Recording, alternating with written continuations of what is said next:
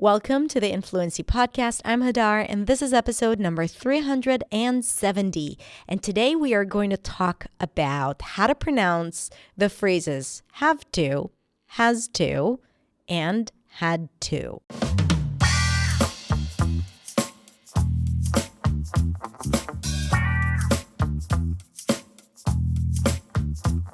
Hey everyone, thank you so much for being here and tuning in for another episode of the Influency Podcast.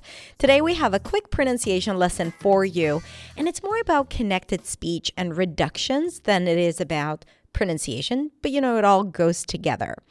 And today, as you could already figure out, we're going to talk about the three phrases have to, has to, and had to, because these are phrases we use all the time. And sometimes we are not even aware how it's actually pronounced in connected speech when people use it frequently in a conversation. So I want you to know it, and this is why I recorded this episode. All right, so let's go ahead and listen to today's episode.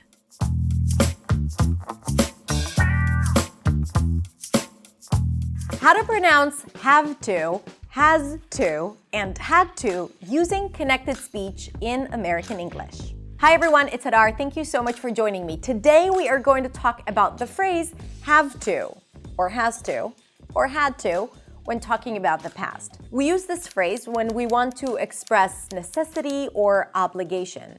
It has to happen.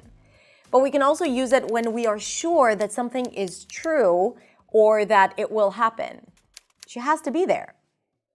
Now, today I specifically want to talk about how to connect this phrase together and what happens to the sounds of this word when it's connected.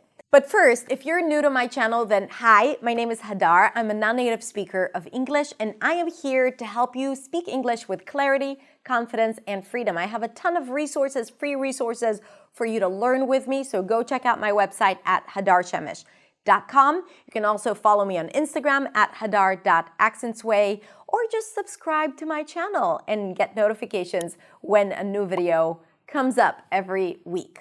All right, so back to today's topic. Here's the thing about English. When we have very common phrases that are used frequently, or when there are parts of the sentence that are a little less important than other parts, we tend to reduce those parts and connect them together. Now, I've talked a lot about connected speech, and I'm going to link to all those videos in the description below. But connected speech allows you to group a thought together, and as a result, you deliver your message more clearly. So it's actually an important part of speaking English with clarity. And when there are parts in the sentence that are a little less important than other parts, we tend to connect them and reduce them. And that is going to be the case with these phrases that I talk about today. Let's start with the phrase have to. The to is a function word, and it's connected to the word have. When we connect two words together, we basically glue them as if it's one word. Have to. Have to. However, the to, when it's unstressed, is reduced to a schwa. So this is how it's going to sound. Have to. Have to. We have to make this plan. You have to remember to let me call my father. We have to go on. However, there is something interesting that happens in English when there are two sounds together, a voiced consonant and a voiceless consonant. A voiced consonant is a consonant that is produced with the vibration of the vocal cords.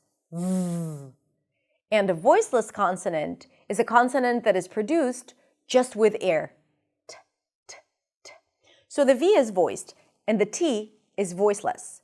It's actually really hard to pronounce a voiced consonant and then a voiceless consonant together within the same syllable. Have to. So the voiceless consonant kind of says to the voiced consonant, listen, don't work too hard. And the voiced consonant, the V in this case, becomes voiceless. So it's actually easier to pronounce. So instead of saying have to, can you guess what sound it turns into? An F. So when we say it together and when we connect it, we don't say have to, we say have to. Have to. Try it. Have to. Have to. So we want to treat this entire phrase not as two separate words, but as one. Have to. Have to. I have to go there. I have to pay my bills. We have to plan better. They have to be home. Now, has to follows the same rules. Has, there is a Z sound at the end, even though it's spelled with an S, it's a Z. Has, and then we have to. Has to. But we want to reduce it. Has to. But now the T, the voiceless consonant, affects the voice consonant. So what do we get? Has to. Has to. Has to. He has to make a choice. He has to pay you half in advance. Listening to what he has to say. It has to be right. She has to be there. He has to find his cat. Has to. Has to. Has to. The last one is had to. Had to, when we talk about the past. Had to. Had to. Had to. Had to. So we had to come. Finally, he had to try. I had to bring in the reinforcements. The D turns into a T sound because that's the voiceless version of the D. Had to. Had to. It had to be right. I had to go to the library. They had to tell him he was wrong. Had to. Had to. Okay, good. So to wrap it up, have to is pronounced as have to. Has to, has to. Had to, had to. Have to, has to, had to. Now, say each phrase 10 times out loud just to get used to it, and then try to use it in a sentence yourself. So this is a great vocabulary practice, grammar practice, and of course, pronunciation practice. That's it. If you like this video, consider liking, sharing, and subscribing to my channel, and definitely come check out my website at hadarshemish.com for more resources for you to speak English with clarity, confidence, and freedom. Thank you so much for being here, and remember, don't be afraid of making mistakes or not getting it right. The most important thing is that you share your voice, you speak up, and you say what you want so you get what you need. Have a beautiful day, and I'll see you next week in the next video. Bye.